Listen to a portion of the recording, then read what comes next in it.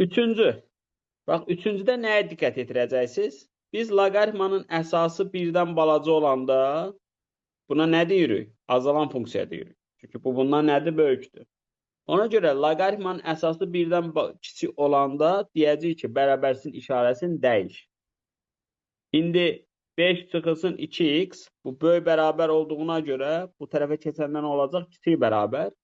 Və bu loqaritmik tənlik kimi düşünəndə, A-nın üstündə B kimi yazanda bu bizə nəyi verəcək? 3-1 üstü mənfi 1-i. Baxın, 3-1 üstü mənfi 1. 3-1 üstü mənfi 1 də nəyi verir? 3-ü verir. Sonra, bax, sadəcə bu hissəni götürən burada nə səhv edir? Axı, loqaritmanın təyin oblastı da vardı. Loqaritmanın təyin oblastına görə bunun burası nə olmalıdır? Sıfırdan böyük olmalıdır. Baxın, bir yerdə burada sistem əldə edirsiniz. Sadəcə bir hissəni götürmürsünüz. Onda necə olacaq? Deməli, mənfi 2x kiçik bərabərdir. Mənfi 2, mənfi 2x böyüdür. Mənfi 2,5, mənfiyə də böləndə işarə nə olur? Dəyişilir. 2,5 bir dəfə əlim yazdım ki. Deməli, 2,5 kiçikdir. Nə olacaq burada? Yox, x böyük bərabərdir 1, x kiçikdir 2,5. Hansı aralığa düşür?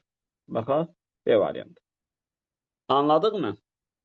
Yəni, burada əsasın birdən balaca olması bərabərsizlik, böyük bərabər, kiçik bərabər və yaxud da böyük və yaxud da kiçik olan hissəsinə təsir edir.